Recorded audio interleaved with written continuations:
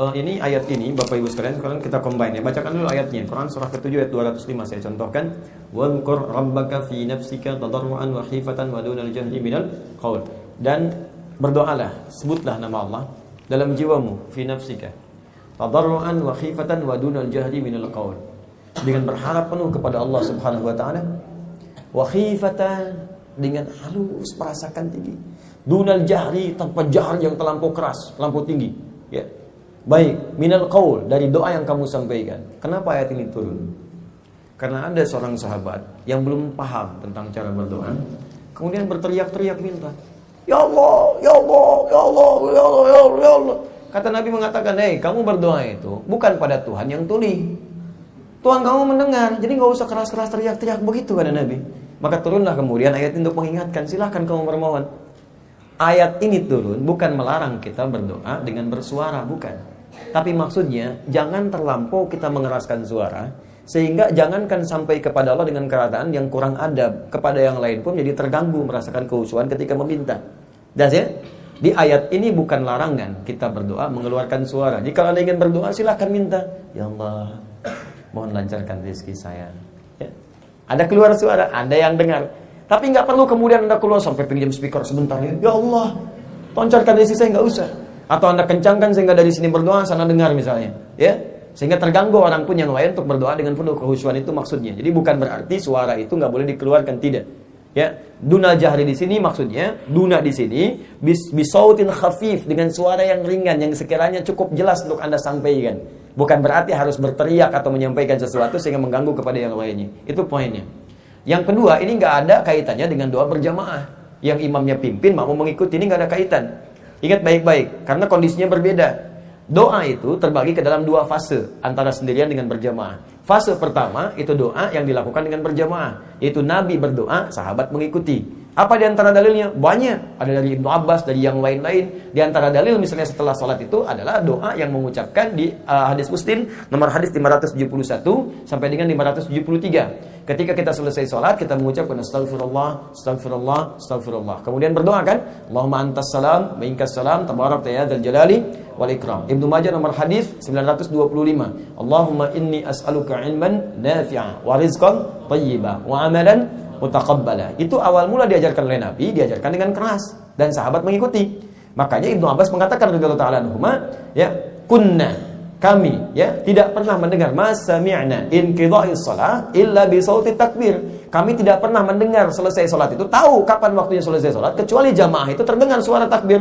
Allahu akbar, Allahu akbar, Allahu akbar, subhanallah, subhanallah, subhanallah, tasbihnya, alhamdulillah, alhamdulillah, alhamdulillah, karena sedang dibimbing oleh Nabi. Jelas. Kenapa Nabi bimbing kencang? Ya kalau nggak dibimbing kencang, umat nggak ada yang tahu, Joni, bagaimana berdoa. Makanya dibimbing gitu, dikeraskan supaya terdengar. Setelah mengetahui didengar itu, Nabi membiarkan. Makanya banyak yang sendiri-sendiri zikir setelah itu, kalau sudah paham. Karena itu para ulama banyak mengajarkan zikir yang dibimbing oleh imam, doa dibimbing itu diajarkan bagi yang awam, yang belum mengetahui cara berdoa atau dalam keadaan tertentu ingin memberikan bimbingan. Kalau sudah paham silakan masing-masing. Ya. Tidak ada masalah di situ.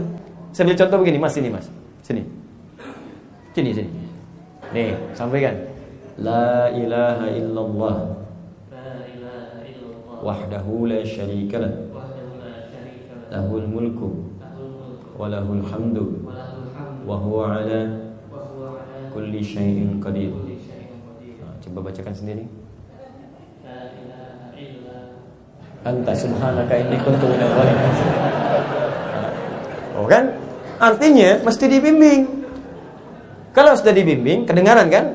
Kencang nggak suara saya tadi? Kencang itu jahar itu terdengar. Ketika terdengar diikuti oleh beliau. Begitu diikuti, jadi kebiasaan, sudah hafal. Ya nggak saya ajarkan lagi, silahkan masing-masing. Jelas ya? Maka tahap awal doa itu dibimbing oleh Nabi dengan jahar.